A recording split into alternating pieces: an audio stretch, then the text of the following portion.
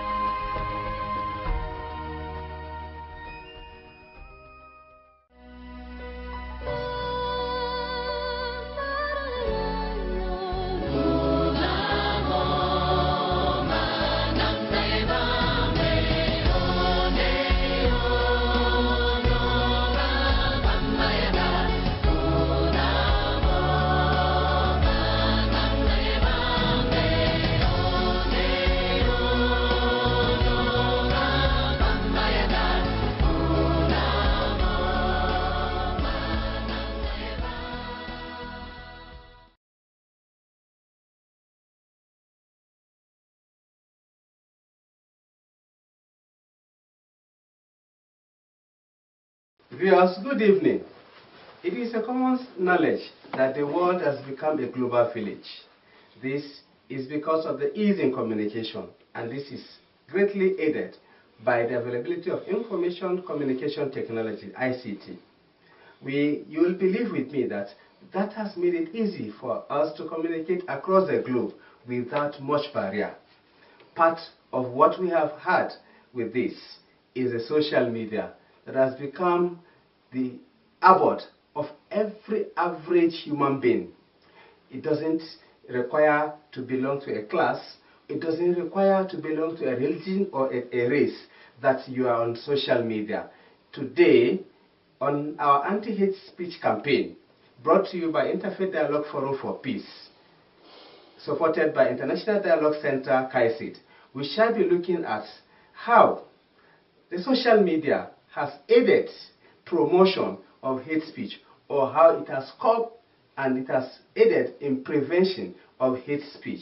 I am your regular host, Amir Muhammad Jamil Muhammad, founding director, Peace Development Builders Global Initiative, and the co-chairman of the Central Coordination Council of IDFP.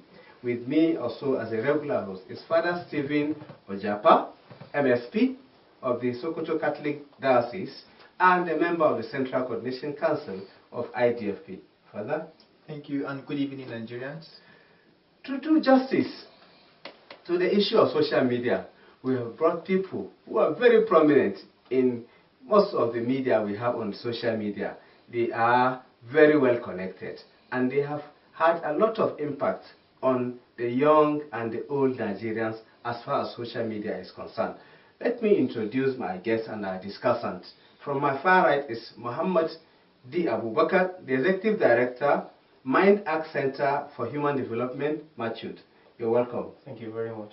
Good evening, Nigerians. I also have to my immediate left Father Patrick Etuk, MSP, a philosophical anthropologist and a lecturer with the Missionary School of St. Paul. Father, you're welcome. Thank you very much for having me, and good evening, fellow Nigerians. Yeah.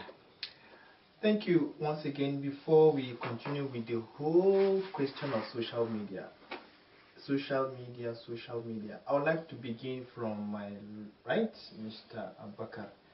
What blessings have we gotten from the social media? Because I'm sure when we begin to talk about the hate speech aspect, it's going to overshadow the blessings. So let's begin from what good news has the social media brought to our 21st century? Just like you rightly said, there are so many positivity if you look at the social media context in Nigeria, looking at the youths, looking at the old people. One, I could say this, it has raised a level of awareness where you get information quick and without any suffering, or let me say ease. And if you look at also the other side of it, it has actually shaped the policy formulation of the country. When you talk about issues that has to do good governance, transparency, accountability, and many other forth. A very good example of them are issues that has to do with the Occupy Nigeria movement. You look at the campaign on SARS, the the Special Anti-Robbery Squad. You look at the BBOG, the Bring Back Group. You see, these are issues that has actually make the country or the leadership. So the social media has brought blessings to us. A lot Blessings. of good news. A lot of, yeah. Okay, we'll come back to the other side of his speech. Father, I'm sure I followed you a number of times on your social media platform also. So, can you share with us the many good news that the social media has actually brought to our generation? Yeah, I think he has said a great deal. For me, I still believe that social media is a great blessing to humanity, what technology has done. The greatest for me is being able to connect connect human beings from every part of the globe. And you discover that you have an information to pass, and just within seconds, everybody who is connected, who is hooked up, can easily get connected, can actually feel the impact of their communication. And like you rightly said, it has helped a great deal in shaping policies of government as well, in advocacy. I mean, it's a great tool in advocacy. So for me, social media is a great blessing. Okay. Even though it has those other pitfalls as well, which is not social media in itself, but those who are making use of it. We are coming to that. Some time ago, I listened to a journalist who described social media as the satanic version of our generation, satanic invention. Mr. Bakar, do you see the social media as a satanic invention? It depends on the side you're coming from. If you look at it, many clerics, or let me from that point, if you look at it, it's like a blessing, making it easy to spread their messages, sermons they have in church, or if you're looking at the Muslim end, sermons they share in the mosque. So to me, I wouldn't actually say it's a satanic one. Why? Because I make a good deal of it. I make a good use of it positively. Okay. So it depends on where you're coming from. So if you look at it to spread other actions that are not good as humans, then you look at it as satanic. Yeah. So therefore, it is not the social media that is satanic, but the users who are abusing it that is making it look satanic. Exactly. I don't think Father has a different view. Do you have a different? Yeah, I don't have a different view. Just like to say that every good thing can be abused, and abuse does not destroy. Use. And just like you said, the problem is with those who make use of the social media and not social media itself. Okay. Now, we are talking about hate speech, and we know that the easiest place anybody can grab hate speech is always on the social media. What has actually led our generation to the abuse of the social media? Let me begin from Abubakar. Okay. Yeah. If you look at it, we enjoy what we call the freedom of speech in the country. This is generally enjoyed in all the countries who practice democracy. So if we look at it from that very point, I would say that to a very big deal, there has been issues that has to do with the spread of hate speeches. Why? Because there is no any censorship looking at it from that very end. These are places where you see on the basis of spreading, maybe inciting or denigrating individuals, either on the religious basis or ethnicity, or maybe the agenda sake of a particular group. So what has just cutting in here? No. Would you now support the government to censor social media platforms in Nigeria? I rather have a very different view to that. The only thing government can do now is to censor, and if they can censor, I think to a certain extent, there could be maybe leniency from that very end. Why do I say that? Because if we are looking at the positive nature of it, or some of the enjoyments we have from it, it will be very hard. Yeah, the impact. It will be very hard at this very particular point to make a stop. Why? We are looking at, you get information easy without any stress. You look at other social cohesion or societal reformations in the society, and then you're putting a stop to it. It doesn't. But if the government on its own part can scale up advocacy, this is where NGO comes in. This is where the religious leaders come in. This is where the traditional leaders can come in on the social media. On social media and spread messages that will bring about peaceful coexistence. But I'm more concerned, Father, let me come to you. I'm more concerned about the causes. He talked about freedom of speech, right? As part of the causes of people proliferating hate speeches on the social media. I don't know whether you look at it that way or a bit differently also. Yeah, there could be a number of reasons that could be advanced for why there's proliferation of hate speech, especially on the social media. One thing I would like to say, first of all, is that anybody can just pick up his phone and make a comment from anywhere. So it is so easy for anybody. I mean, it's easily accessible. You know, unlike it would not be that easy for somebody maybe to go to whoever would have offended him to go and say whatsoever he wanted to that person. So the social media becomes a very easy means, very easy means to for people to actually express their grievances. Yeah, you know. yeah. And you don't have to pay much to do that, you know. So, and another issue is the fact that you don't see the face of the person you're actually spewing this hate to. It's faceless. So kind of faceless environment. So that's also impact on. I imagine that if maybe those who are actually spreading these hate messages, sometimes if they know who is involved, if you're talking face to face with the person, sometimes people would be able to moderate. And we have lost that in our generation. We seem to have lost that facial contact of the person you are directing your attack on. It is always very easy. So it's a world of anonymous. Yes. Yeah. So that also aggravates, makes it easier for people to say what they just feel. So, but also you find out that there's also so much anger in the land, so much injustice, and people see that as a ready avenue that they can vent. So are you saying if we have another means of channeling our grievances, our aggressions, will the social media be less used in terms of venting out? If I know that if you hurt me and if I go to the police I will get justice, I don't have to go to social media. Will it? It can have. If somebody knows that, if citizens know that they can get justice, they can get redress easily, I don't think it will minimize the rate at which people come to the social media to vent or to ventilate, that kind of thing. So if people know that if the means of so if the system is working, if we have an effective system, so it will minimize. Not sure it's going to take it out completely. Yeah, I was trying to say how is it in the most in China, for example? I know that the Chinese, I don't know, but I think.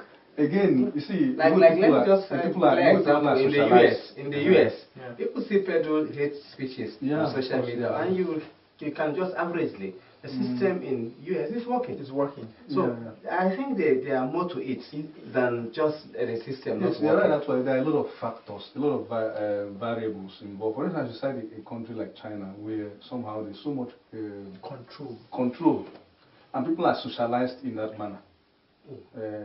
To not be very vocal, so you won't expect that kind of people being very vocal on social media. It's so much control. But in a place like Nigeria, there's a lot of freedom.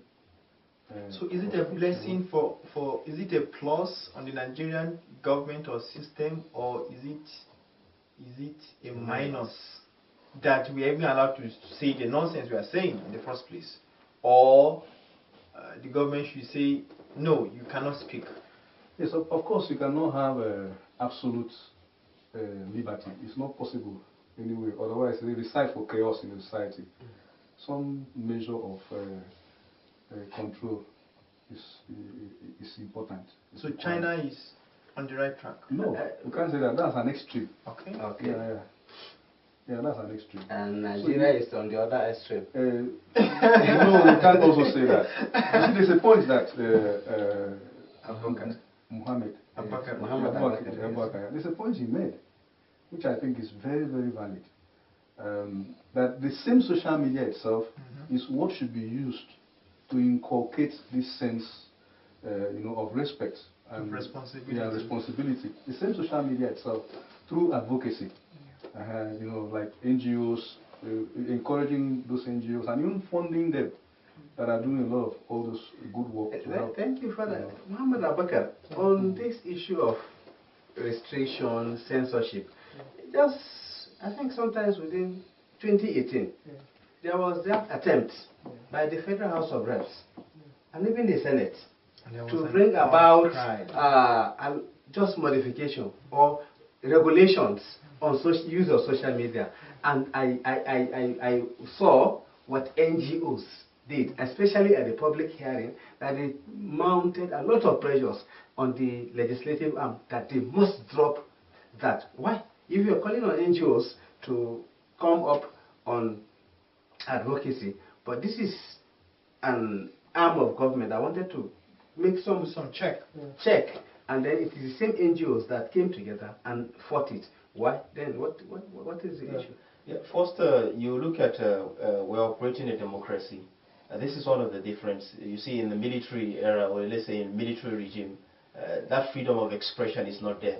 But if we are practicing democracy as a country, then that gives the leverage to every individual. And this is where you see citizen journalism has sprung up. And you look at many advantages to that. So the reason of coming from that perspective, I will say it has taken precedence. Why? Because people's voices were being heard. It shows that it has gone to a level where, just like we say at the beginning, advocacy has gone up. People are getting to know about their rights. People are getting to spread. But what were the fears of the non-governmental organization that they were opposed to regulation of social media? If you look at many of them, they are pro-democracy. They are pro-democracy groups. These are people who will want to spend every kobo to see that people are allowed to express themselves. It can only be done better. Even when you are expressing yourself to incite the other community, to other persons? These are issues that Father has said. Issues that have to do with injustice. People looking at themselves as like they are a minority group, whereby maybe if you look at the social economic potentials they have, it's not being tapped very well, or maybe the resources being taken to somewhere else. So if they vent out their grievances, you wouldn't see them as wrong. So you have to correct some of the system anomalies, and this is what Father has said. Yeah, I think it's also important to understand why the NGOs were almost up in arms. Everybody was kind of angry about any attempts by government to censor whatsoever is happening on the social media. It always reflects some kind of perception, maybe lack of trust on the part of government, because they will begin to feel that it's possible now that they want to censor so that they will muscle free speech and maybe make it impossible, almost impossible, for people to mistrust. Speak. On this note, Father, we have seen, and that is why so many things are going wrong, because there is mistrust between the led and the leaders. But we will come back on this and for more things on this issue. We will go on commercial break. When we return, we shall continue. Viewers, don't forget that a number has been scrolled on your screen. Our Twitter account, our Facebook account, our email address, and the office address of Interfaith Dialogue Forum for Peace. You can always reach us with your comments through those media that is being scrolled on your screen. Until we return, don't go away. Thank you.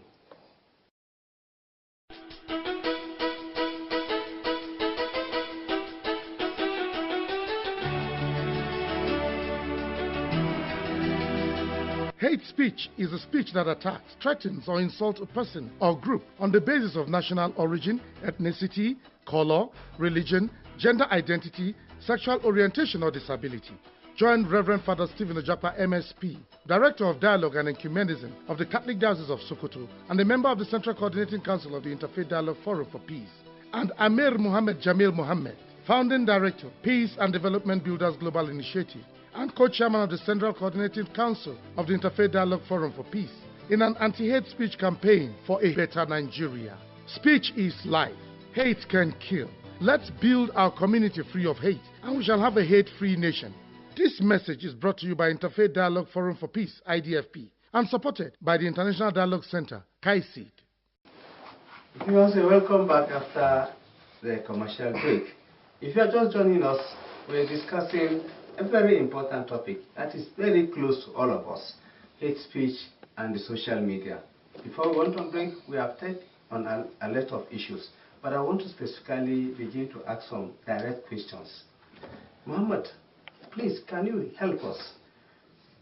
In this social media, the Facebook, the Twitter handle, the Instagram, the LinkedIn, the WhatsApp, and the rest, are there measures put there by the inventors where if somebody make a hate speech against you or against some individuals, as a highly spirited individual, that you can report or bring down such posts? Is there anything like that available on this? Yeah, I think if you look at the major one, which is Facebook, I think of recent, they have done some certain edit on their privacy settings, where some of these issues can be reported in the public domain. I think they're trying to stereotype how some of these words that are catchy can be reported, because this is how you get to know true comments of people who make comments on Facebook or some of these social medias. For example, in the past, we remember this IPOB and the Ariwa declaration that was being made. You can see some of the exchanges that were being made, like from the IPOB will say the Northerners are cows, or they are idiots, or they are Popo Buhari, and where you see also the Northerners will say the Igbos are nothing but baby factory, or if they don't go back to their place, will kill you, will take over your properties. These are some of the hate speeches you see on social media. I think with this awareness that is coming up, many of these social media owners are trying to see how they can streamline some of these words, where so they it can means they can report to a place, exactly, and then the message will be brought down? Exactly. Okay. Further, now political campaigns are on, and we used to hear a lot of hate messages, and sometimes from supporters of one or the other political party, you begin to see nasty things posted on this social media against their rivals or their oppositions. What do you think, in your perspective, should be done with the political parties and with those who are peddling those hate messages? I mean, with the company. Yeah, first of all, I think there are legislations, there are laws in the land, for instance, against libel. I mean, people can always seek redress.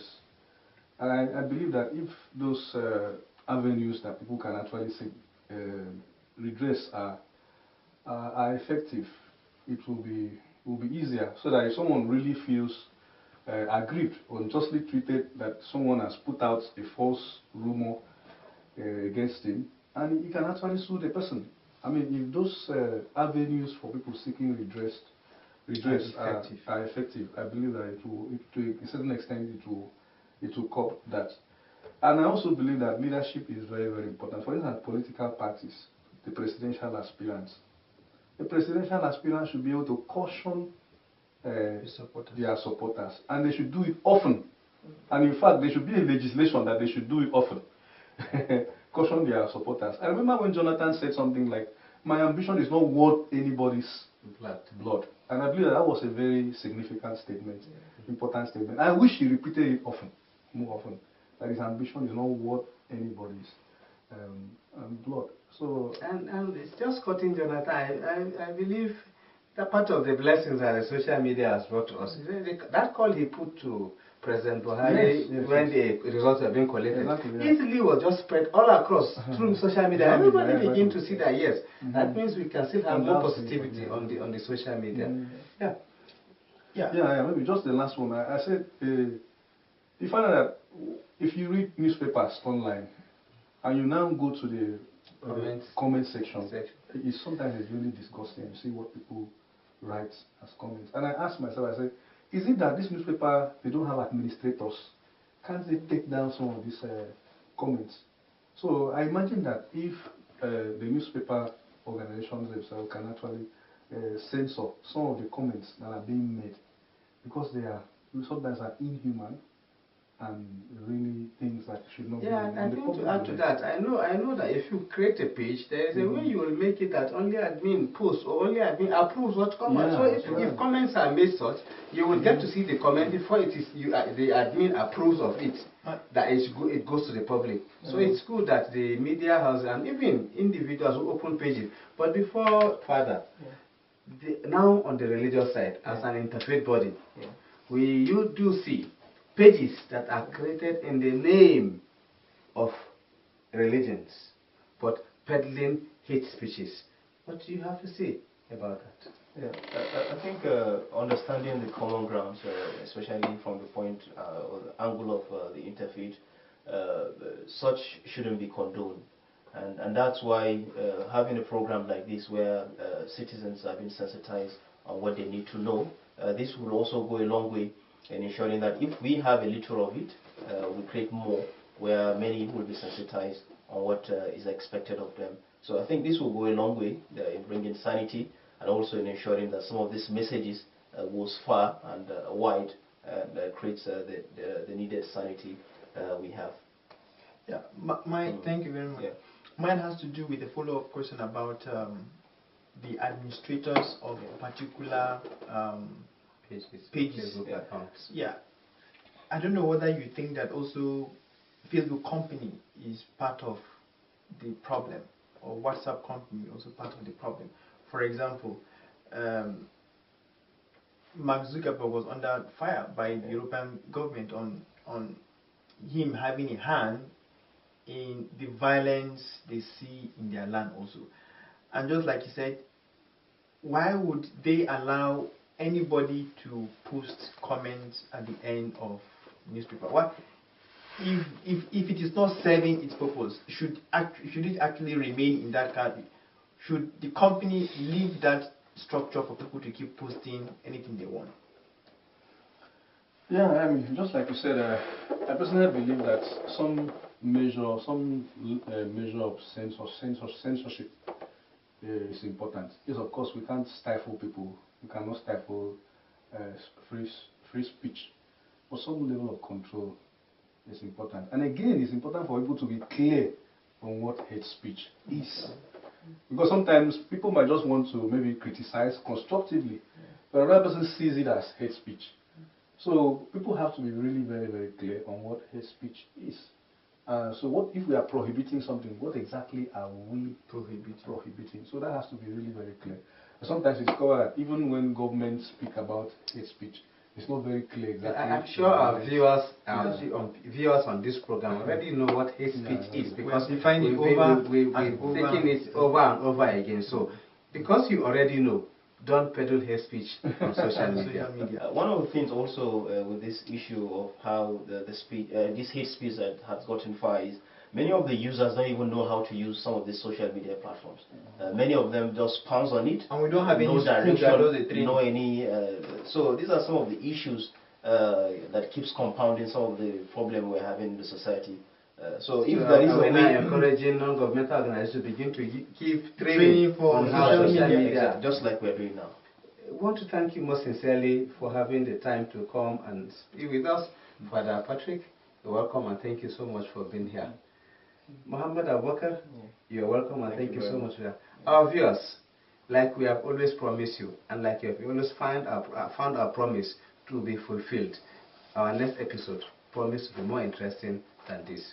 Keep it with us, but please, in the as this program runs, and even after it, you can keep all those contacts, the phone number, email address, the Twitter account, the Facebook account of this organization. You can always reach out to us with your comments, your suggestions, and observations. We will always be ready to take you. Thank you most sincerely. Let me also thank my co-anchor for always being there to handle this. We want to most sincerely also appreciate our sponsors, International Dialogue Center, KAICID, for taking us. Until next time, we'll be with you again, same time, same station next week. Thank you and bye-bye.